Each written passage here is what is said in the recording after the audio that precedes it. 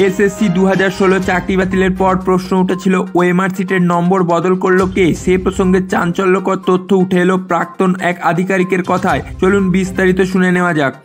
এসএসসির কাছে কোনো স্ক্যান কপি বা মিরার ইমেজ না থাকাটা বিশ্বাসযোগ্য নয় বলে একদা ওই দপ্তরের সঙ্গে যুক্ত কয়েকজন আধিকারিকের মত। তাদের যা পরিকাঠামো, চাইলে ওএমআর সিট স্ক্যান করে অনায়াসে একাধিক প্রতিযোগিতামূলক পরীক্ষার মূল্যায়ন করতে পারত স্কুল সার্ভিস কমিশন। তবু এসএসসি পরীক্ষার ওএমআর মূল্যায়নের দায়িত্ব গাজিয়াবাদের একটি সংস্থার উপর চাপিয়ে দেয়।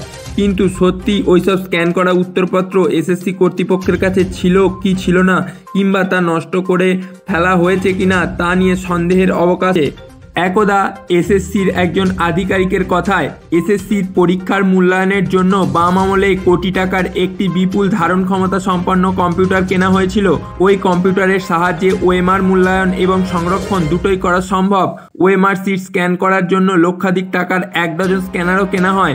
2012 সালের এসএসসি পরীক্ষার পদ্ধতি একটু আলাদা ছিল, কিন্তু কয়েক লক্ষ ওএমআর সিটের স্ক্যান ও মূল্যায়ন এসএসসি তার নিজের পরিকাঠামোয় করেছিল বলে সূত্রের খবর। সূত্রটির মতে, কম্পিউটার স্ক্যানার রক্ষণাবেক্ষণে হার্ডওয়্যার সফটওয়্যার ইঞ্জিনিয়ারও নিযুক্ত করেছে এসএসসি। আছে ডেটা বা তথ্য কম্পিউটার বন্দি করার জন্য আধিকারিকও নিযুক্ত করা হয়েছে। প্রশ্ন উঠেছে, তাহলে 2016 সালের 22 লক্ষ পরীক্ষার্থীর মূল্যায়নের কি কিছুই করেনি এসএসসি? কয়েকজন প্রাক্তন আধিকারিকের মতে, এমনিতেই এসএসসি পরীক্ষা বছর বছর হয় না, তাহলে কি অত আধুনিক যন্ত্রপাতি শুধু পড়ে থাকে? এসএসসি কর্তৃপক্ষের পরিকাঠামো তৈরির পিছনে অন্য পরীক্ষার প্রতিযোগিতামূলক ওএমআর সিট স্ক্যান বা মূল্যায়ন করে অর্থ উপার্জনের পরিকল্পনা ছিল বলেও সূত্রের খবর। তাহলে কি করে এসএসসি 2016 সালে সব পরীক্ষার্থীর উত্তরের ওএমআর সিট গাজিয়াবাদে পাঠালো, উঠেছে প্রশ্ন। এসব নিয়ে মুখে কুলু পাঁটলেও এসএসসির বিশাল পরিকাঠামোর বিষয়টি কার্যত মেনে নেন এখানকার আধিকারিকেরা। সিবিআই তদন্তে প্রকাশ, গাজিয়াবাদে ওএমআর মূল্যায়নকারী সংস্থার প্রাক্তন আধিকারিকের বাড়ি থেকে ওএমআরের যে মিরর ইমেজ উদ্ধার করা হয়েছিল, তাতে কিছু ক্ষেত্রে 5 পাওয়ার যোগ্য পরীক্ষার্থীকেও 55 নম্বর দেওয়া হয়েছে। প্রশ্ন উঠেছে, ওই ওএমআরে 5কে 55 করলো কে?